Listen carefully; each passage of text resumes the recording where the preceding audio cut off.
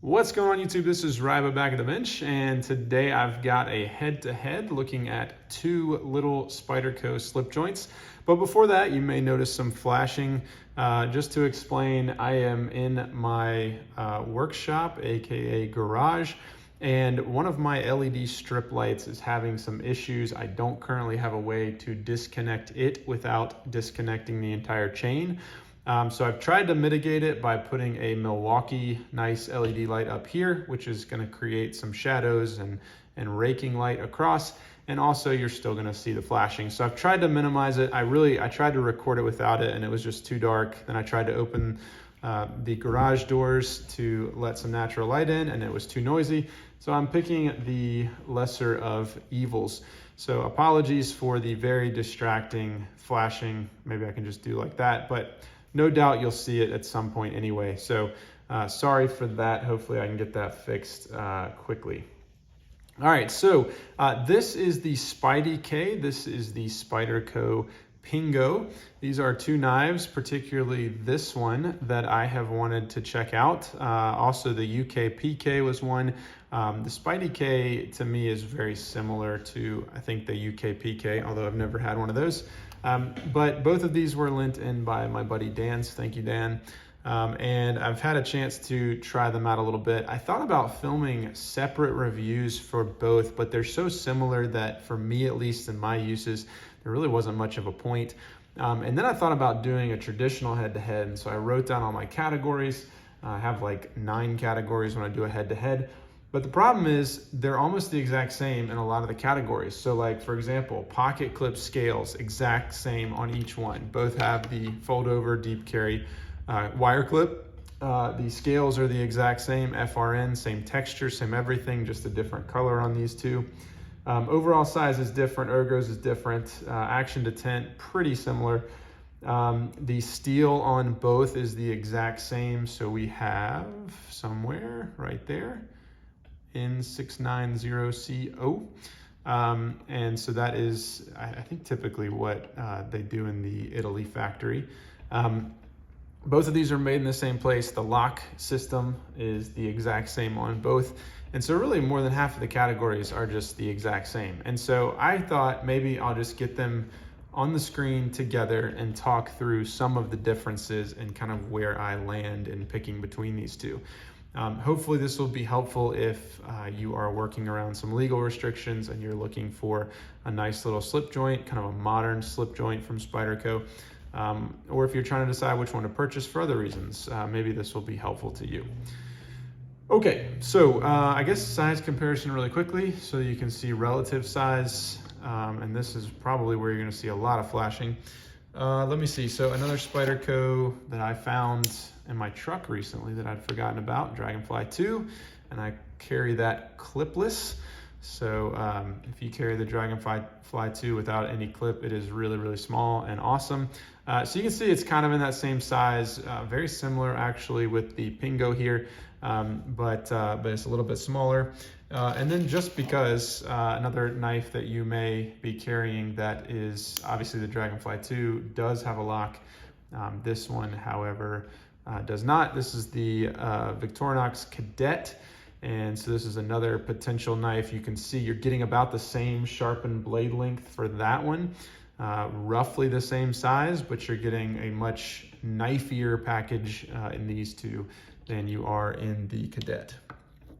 Okay, so let's just talk for a few minutes about these two knives. So first of all, like I said, they share a lot of similarities, both made in the same place, both using the wire clip, FRN, same steel, both slip joints. Both of these also have the half stop. So if I'm closing it on myself, there is the half stop right there. That's a controversial thing. Some people like it, some people hate it. It's a safety device.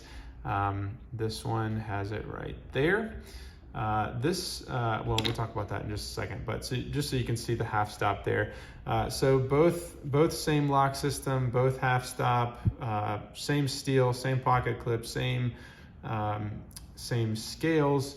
So in a lot of ways, a knife that is designed for the same type of thing, which is kind of basic everyday carry in places that do not allow locking knives. There are also some other, I think, restrictions that each of these, I think, I want to say they may have both been designed for Denmark knife rules. I can't remember correctly. I believe the Pingo at least was. I know the original UK PK, I think, was designed for UK. So this one may have been designed for Denmark as well. But really the big difference between these two knives is the blade that you have on each. So you have this sheep's footy blade over here. And to me, just right off the bat, to kind of show my cards, this is really awesome. This is a really, really cool, just aesthetically with the knife, looks really good. I also just tend to find sheep's foot blades to be particularly useful. And then over here, you have kind of more of a spear point, classic kind of Spyderco shaped blade. Just looks very much like a Spyderco. To me, however, aesthetically at least, this one looks a little bit more awkward, pretty blade heavy visually at least, although that does help a good bit with the ergos, but it's a thinner blade, and aesthetically just not my favorite. But that's really the big difference between these two knives. There are some other functional differences, obviously, with the scales here and kind of the way those are designed. Here you have something that is reminiscent of like the Manix 2, where you have these deeper choils, a little bit more defined area for your hand. Over here you have maybe a less conventional, but what I enjoy more, which is you don't have the defined finger areas, but you have more of a defined area for your front fingers, or more, maybe even the front two. And then you've got this kind of back hook here, which I find very, very comfortable and I like quite a bit. The big difference to me in kind of everyday utility, besides the sheep's foot blade, which I find to be just a little bit easier for everyday tasks, I find this, and again, what are we using these knives for? A lot of times it's to open boxes, or if we're filling orders or whatever. I find this much easier to control than a spear point like this, which is longer and thinner. You have a little bit less control, obviously better for slicing and things like that. But for everyday tasks, I think this is more of a utilitarian blade. But one of the more functional differences between these two is when the blade is closed. So if I were to close both of these, I believe one of the requirements for both of these knives was that they had to be only opened with two hands. You couldn't have a knife that was opened just with one hand. And so on your classic Spyderco, and I believe the Dragonfly 2 is a good example of this, the spider hole is intended to let you open it with one hand, as I just fumble around. But it's intended to let you open it with one hand. In fact, I think I'm even carrying, what am I carrying today? PM3? Yes. So easily to open it with one hand. It's one of the geniuses of the spider hole. Now, every Spyderco knife that they make now has the Spyderco hole, because it's just the distinguishing mark of the brand. But these are specifically not, or they're specifically made smaller in order to not let you open it one-handed. Now, I sweat a lot, and I'm just generally not very, I guess I'm semi-coordinated, but I can't do a lot of the knife opening tricks that some guys do. I would never be able to open these with one hand. Maybe there's someone who could do it, but they are specifically designed so that you cannot do that. So with these knives, you have to use two hands. You want to grab one, right? And then you want to pull the blade. And so on a traditional slip joint, and something like the Cadet, you're going to have this nail nick here that you can get in there. I'm trying to think, I probably should have brought a couple different knives like that to illustrate, but there's different methods for doing this. On these two knives, though, that is the biggest difference between the two, in my opinion. The purchase that you get to open the knife is much, much better on the Pingo than it is the Spyderco. On this one, you can see you just don't have much exposed blade. The Spyderco hole here allows you to grab it and pull it, but you can see it's pretty high up. And so just from a, was that a physics standpoint, right? Like you're gonna have more tension there. It's gonna be harder to open it from higher up on the blade than if you could pull from down here. Whereas on the Pingo, you have that up there and you can certainly do it. It's almost even harder on the Pingo because it's up there. But you have all of this exposed blade here. That nice big sheep's foot reminds me of the sheepdog knives and that blade that's exposed on the sheepdogs. But you just have a lot more blade to grab a hold of there.